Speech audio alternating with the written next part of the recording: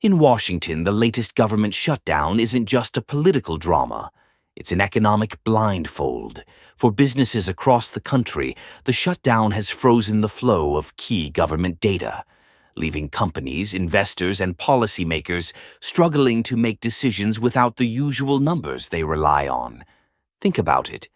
Every month, businesses depend on federal agencies to release reports on jobs, inflation, manufacturing, retail sales, and GDP growth.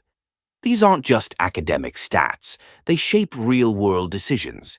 Companies use them to forecast demand, set prices, and plan investments. Investors use them to guide trades. Even small businesses rely on this data to gauge whether the economy is trending up or down. Now that stream of information has gone dark. So what does this mean for businesses trying to plan in an environment with no reliable data? Let's break it down. First, the shutdown cuts off visibility. Imagine you're a retailer heading into the holiday season. Normally, you'd study consumer confidence numbers or retail sales trends to estimate how much inventory to order. Without that data, you're essentially guessing. Order too much and you're stuck with excess stock.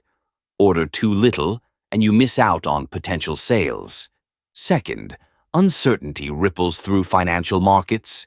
Investors often trade on data releases like the monthly jobs report or inflation numbers. When those disappear, volatility increases.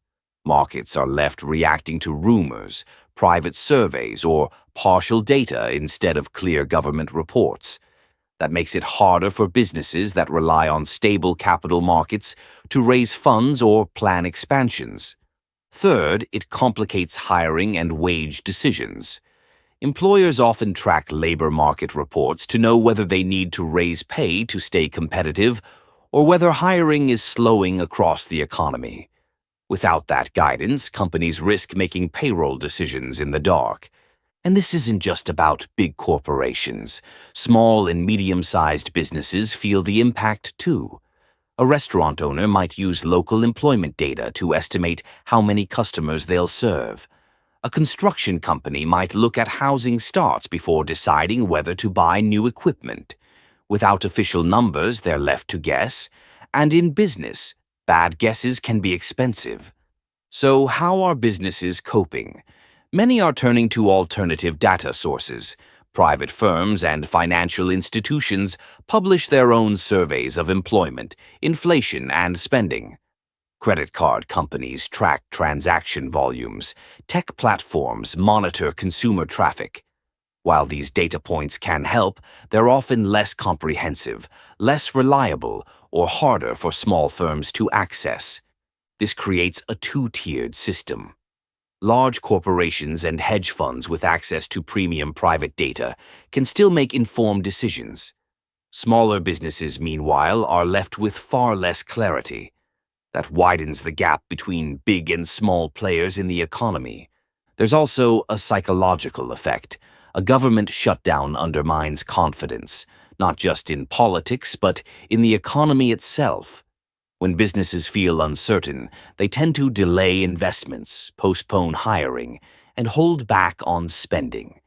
That hesitation can slow economic growth, even if underlying demand is still strong. For startups and investors, the timing of this blackout is especially critical. Young companies often rely on macroeconomic trends to pitch their growth story to investors. Without official data, it's harder to prove momentum. Investors, meanwhile, may hesitate to commit funds until they have a clearer picture of the economy. That could slow innovation and fundraising. Now, what can businesses do to adapt? First, diversify your information sources. Don't rely solely on government data, even when it's available. Track industry associations, private sector reports, and customer-level data.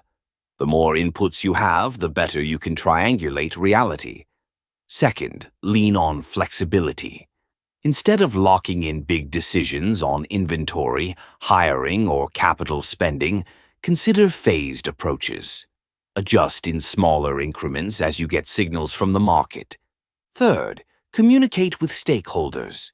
Employees, investors, and customers all want reassurance during uncertain times. Being transparent about the challenges and how you're adapting builds trust and positions your business as resilient. And finally, recognize that shutdowns may become a recurring risk. Businesses that build resilience into their planning by using multiple data sources and maintaining financial buffers will weather future disruptions better than those who depend entirely on official numbers. The bigger takeaway is this: information is the oxygen of modern business. When the government shuts down, it cuts off the oxygen supply. Companies that find alternative ways to breathe will survive. Those that don't may struggle. The bottom line: the government shutdown has halted the release of vital economic data, leaving businesses in the dark. To adapt, companies must turn to private data, stay flexible in decision-making, and prepare for a future where political uncertainty is part of the business landscape. In times like these, survival isn't about having perfect information. It's about being able to move forward when the lights go out.